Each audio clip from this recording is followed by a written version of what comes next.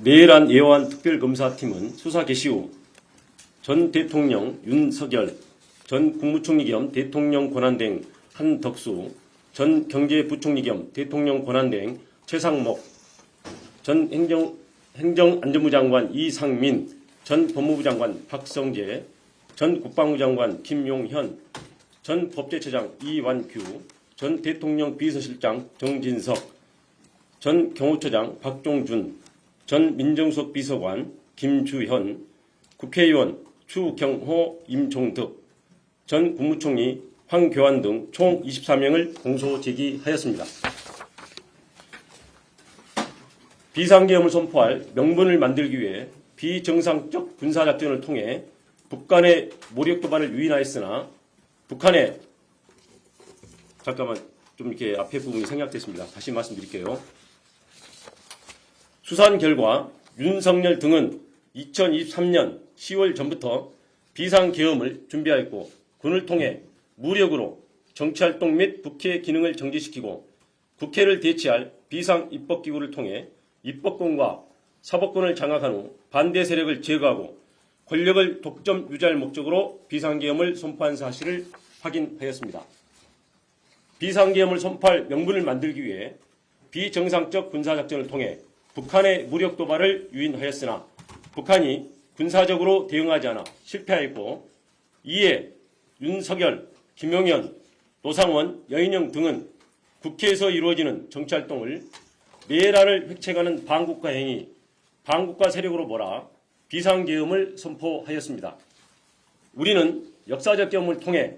권력을 가진 자의 친리 쿠데타는 내세웠던 명분은 허울뿐이고 목적은 오로지 권력의 독점과 유죄성을 잘 알고 있습니다.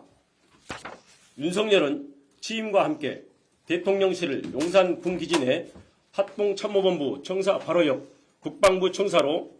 대통령 관저를 한남동으로 이전하였습니다. 그 결과 대통령이 군 지휘부와 함께 군기지 내에 위치하게 되었고 대통령과 경호처장 지척에 국방부 장관과 합참의장 공간 등 주요 군 지휘부의 공간이 이치함에 따라 대통령과 군이 밀착되는 여건이 조성되었습니다. 특검은 김용현과 수시로 만나면서 계엄을 준비한 전 정보사령관 노상원으로부터 입수한 수첩과 방첩사령관 여인영의 휴대폰 메모 등 객관적 물적 자료와 관련자들의 진술을 통해 2024년 4월 제22대 총선 훨씬 전부터 윤석열은 김용현과 김용현은 노상원 그리고 여인영과 비상계엄을 순차 모의하고 준비해온 사실을 확인하였습니다.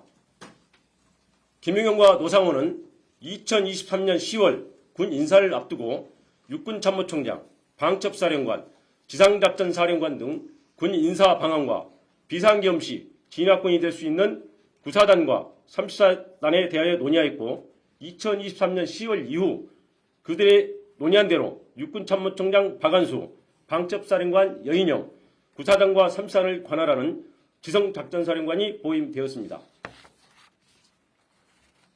윤석열과 김용현 등은 그 이후 비상계엄 시기를 총선 후로 확정한 후 총선 결과에 상관없이 비상계엄을 결행하되 그 방법을 어찌할 것인가 등을 논의하였고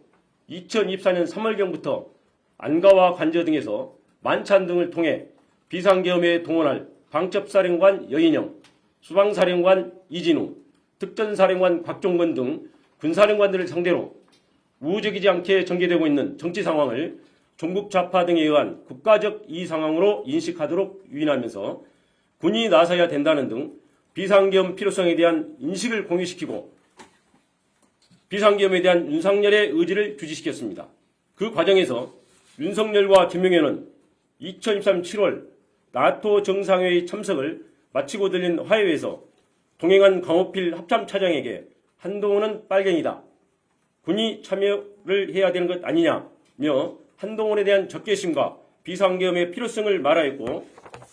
이에 강호필이 국방장관 신원식 합참의장 김명수에게 윤석열의 발언을 보도하자 신원식은 김용현에게 계엄 반대 의사를 강하게 표명하였고 윤석열은 국방장관을 신원식에서 김용현으로 전격 교체하였습니다. 국방장관이 교체되자 야당은 비상계엄 선포를 강하게 제기하였고 대통령실, 김용현, 국무총리 한덕수는 거짓선동, 정치선동, 있어서도 안 되고 있을 수 없다며 비상계엄 가능성을 일축하였습니다. 그러나 김용현과 함께 비상계엄을 준비한 노상원은 2024년 9월 9일 정보사 관계자를 직접 접촉하여 특수요원 중 사격 잘하고 폭파 잘하는 요원 7, 8명 선발을 요청하는 등 인력 자출을 시작하였습니다. 그리고 적 행동이 먼저임, 전시 또는 경찰력으로 통제 불가 상황이 와야 함, 단기간에 효과를 볼 수 있는 천재 이루의 기회를 찾아서 공략, 불안정 상황을 만들거나 또는 만들어진 기회를 잡아야 체면이 손상되어 대응할 수밖에 없는 타겟팅 등 여인영의 휴대폰 메모와 관련자들 진술을 통해 윤석열, 김용현, 여인영이 비상계엄 선포의 명분을 만들기 위해 북한의 무력 도발을 위할 목적으로 2024년 10월부터 다양한 비정상적 군사작전을 실행한 사실을 확인할 수 있습니다. 그러나 합참의 소극적 태도, 우크라이나 파병 등으로 북한이 무력 대응에 응하지 않아 비상계엄 명분 확보에 성공하지 못하였고, 이에 윤석열 등은 당시 정치 상황을 활용하여 행정과 사법 기능 마비 등 계엄 선포 사유가 없음에도 야당의 입법 및 공직자 탄핵과 예산 편성을 행정과 사법 기능을 마비시키는 내란에 해당하는 반국가 행위로 몰아 반국가 세력을 신속히 척결한다는 명분으로 2024년 12월 3일 심야에 비상계엄을 선포한 것입니다. 김용현과 비상계엄을 준비한 노상원의 수첩에 차기 대선에 대비 모든 좌파 세력 붕괴, 행사 후 국회 정치개혁, 민심관리 1년 정도, 헌법 개정, 국가안전관리법 제정, 선거구 조정, 선거법 박탈, 최상목 지시 문건에 국회에 전입되는 예산 차단, 국가비상 입법기구 예산 편성, 이상민, 조지호, 김봉식 지시 문건에 5개 언론사 단전 단수, 민주당사 봉쇄, 여인영 메모에 정치인 체포명단, 체포정 운영을 통해서 윤석열 등은 무력으로 정치활동 및 국회의 기능을 정지시키고 국회를 대체할 국가비상입법기구를 통해 입법권과 사법권을 장악한 후 반대 세력을 제거하고 권력을 독점 유지할 목적으로 비상계엄을 선포했음을 확인할 수 있습니다. 검찰총장 재직 시 집권당과 대립하다가 검찰총장직에서 물러나 2021년 6월 29일 대통령 출마 선언을 하면서 집권당을 거대 의석을 가지고 자유와 법치를 부정하는 세력으로 규정한 윤석열은 2022년 11월 25일 국민의힘 지도부와 하는 만찬 자리에서 비상대권이 있다, 총살당하는 한이 있더라도 싹 쓸어버리겠다 라며 정치적 반대 세력에 대한 적대감을 드러낸 사실이 있고, 2024년 7월 강호필 합참차장에게 자신이 법무부 장관으로 임명하였던 국민의힘 당대표 한동훈을 빨갱이다 라고 말하고, 2024년 10월 1일 군사령관들과의 만찬 자리에서는 한동훈을 잡아오라, 총으로 쏴 죽이겠다 라고 말하였으며 마음에 들지 않는 법관을 체포하려 하였습니다. 이러한 사실을 통해 윤석열이 신념에 따른 것이 아니라 자신을 거스르거나 반대하는 사람을 반국가 세력으로 몰아 비상계엄을 통해 제거하려 한 사실을 확인할 수 있습니다. 심지어 윤석열 등은 비상계엄과 국회 기능 정지의 명분을 만들기 위해 선관위에 무장 군인을 진입시키고 범죄 수사와 전혀 관련 없는 대북 작전을 수행하는 정보사 요원을 중심으로 수사단을 만들어 2024년 4월 총선 결과가 반대 세력에 의한 부정선거라고 조작하기 위해 그에 사용할 목적으로 사전에 야구방망이, 송곳, 망치 등 도기를 준비하기도 하였습니다. 우리 국민은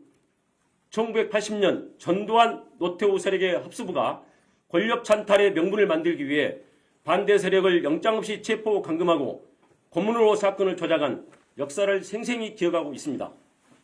결국 윤석열은 2024년 4월 총선 전부터 비상계엄을 준비하고 북한의 무력 도발을 유인하여 비상계엄을 선포하려고 하였으나 실패하였고, 군을 통해 무력으로 입법권과 사법권을 장악한 후 정책 반대 세력을 제거하고 권력을 독점 유지할 목적으로 2024년 12월 전후의 정치 상황을 국정마비로 내세워 비상계엄을 선포한 것입니다. 이상입니다.